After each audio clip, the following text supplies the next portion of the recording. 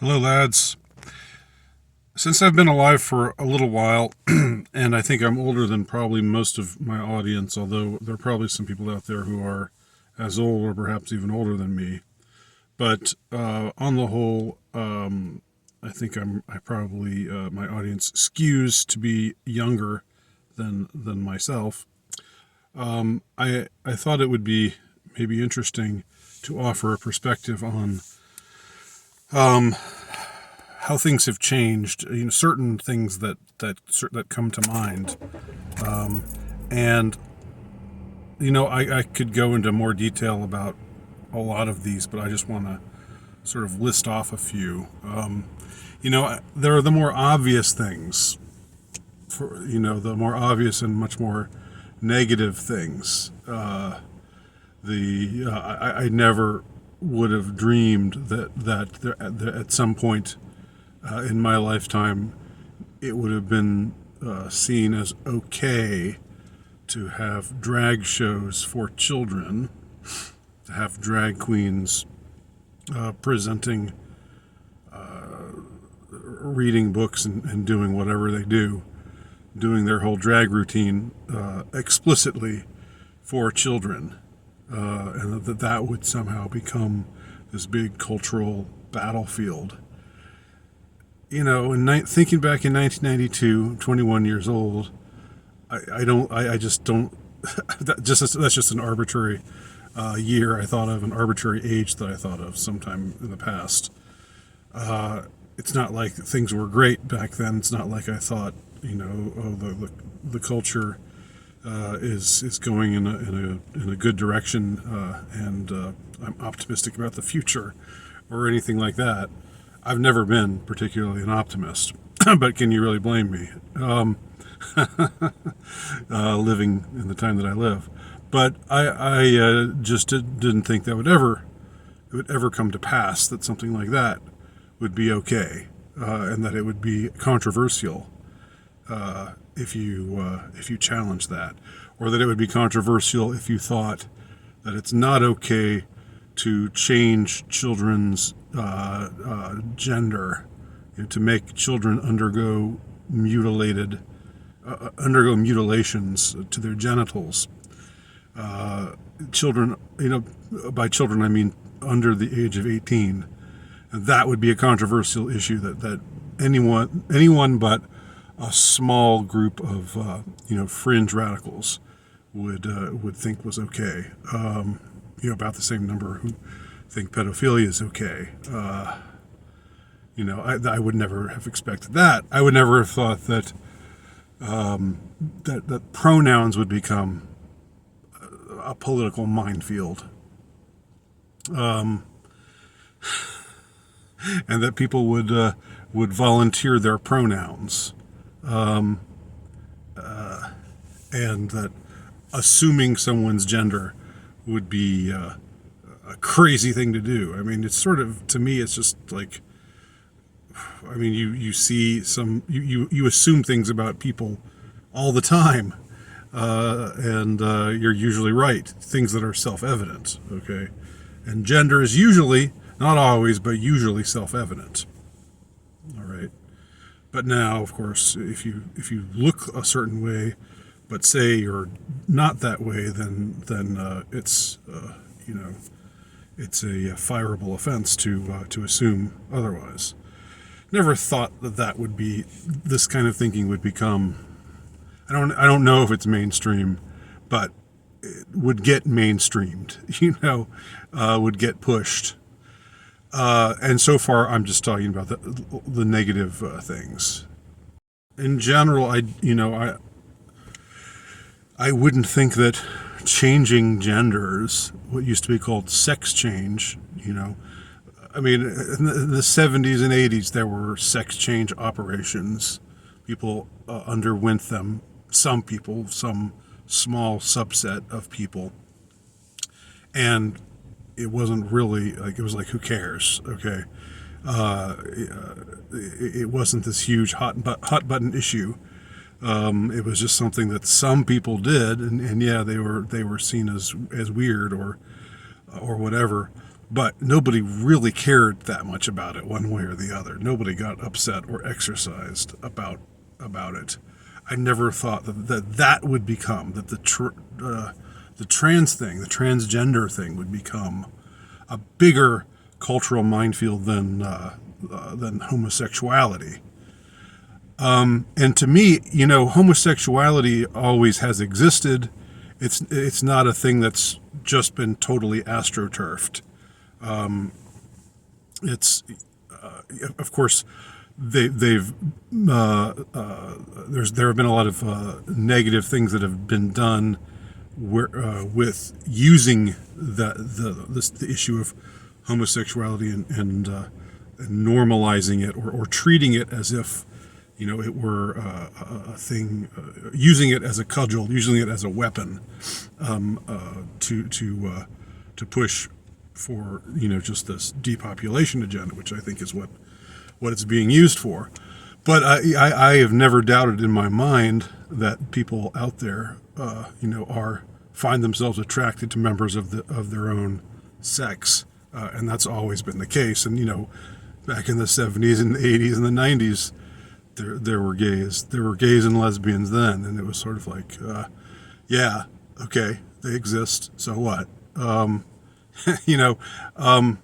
But it seems to me that the transgender stuff has been much more just created out of whole cloth, just astroturfed to the max, just because the instances of it before it got blown up, before it was pushed so hard by the established classes, by the billionaires and the corporations and influential people in government everywhere.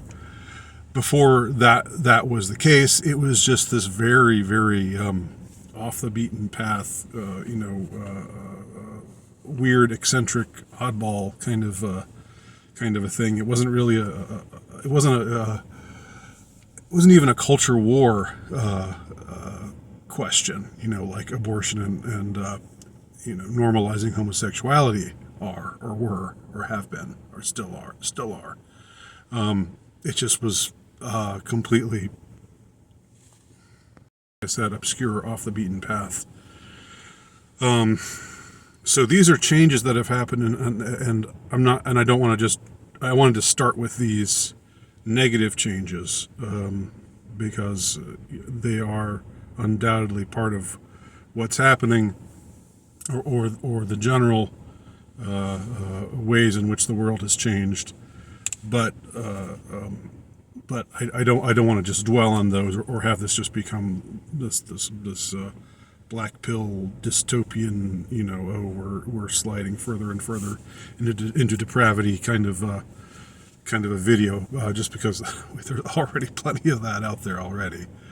We don't really need to hear that too much more often. But those are changes that I've seen that do need to be acknowledged, and so I have. I didn't predict the internet. And we're still on the black pill train. I know, social media, and the kind of changes that has wrought. But a lot of those go hand in hand with the other sorts of things that I've talked about already, because these big pushes for societal change, against tradition, in various ways, and for the acceptance of increasingly fringe sexual behavior, probably wouldn't have been possible without social media, because print, newspapers and magazines and stuff that can only go so far. That doesn't permeate as much. But there's something about the internet and carrying the internet around with you on a smartphone, which of course I do, and which can be used for good. I'm recording these videos on my smartphone, and I do other things related to my writing and other aspects of my my entire shtick, as it were, that I is my effort in my meager way to try to change things for the better, and so have other people have used the medium of the internet in the same way. So it could be said that the internet, just in and of itself, is just is neutral, and it can even be said that social media could be neutral, but it just seems that negative things are pushed. Maybe negative things are much more easily pushed via social media. It's much more easy to stoke to stoke hysteria and to conduct witch hunts against dissenters on social media than it is just in life, just absent social media, offline. But I wouldn't have a lot of the friends that I now have without the internet, without social media. I wouldn't have been able to publish my work, probably a whole lot of it, without the alternative publications that sprung up with the internet, which made publication much easier, where you didn't have to just be somebody who you had to get an agent, and you had to suck up to the right people in the publishing industry, and there were only a few publishing houses out there, and it was or only a few major ones, and the minor ones, it was much harder to get distribution and to get publicity. So I have to say, as a writer, there are a lot of benefits that have accrued from the internet. But I do also understand at the same time that lots of mischief has been done, and people have asked the question, and I think this is maybe related to the Mandela effect, although I still think that a lot of things pertaining to the Mandela effect are just unexplainable.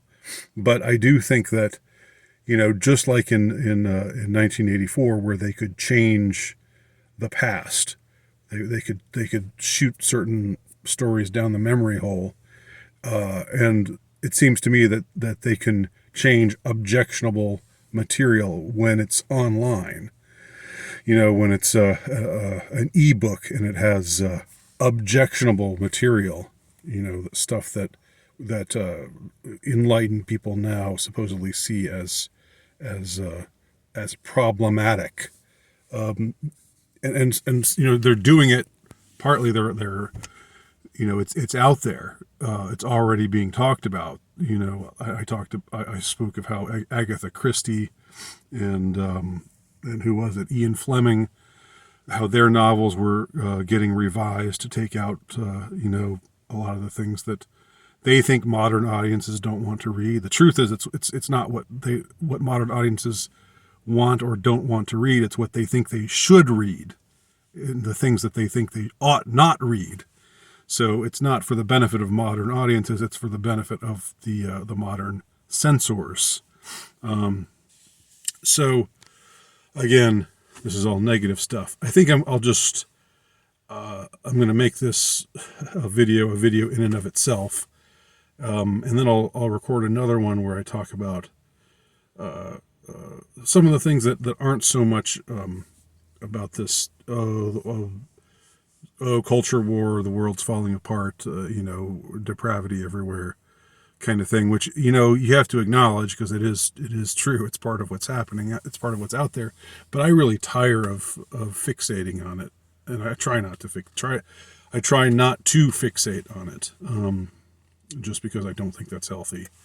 It teaches learned helplessness. It teaches just the notion that whatever you do, nothing's going to change, so you might as well just give it up. Which is not a positive way to approach life. I think you'll agree. I hope you'll agree. So let me wrap up this video, and then I'll start another one where I talk about some other stuff that isn't so culture war related, and is also but also represents changes that I would not have predicted, back in the earlier part of my life.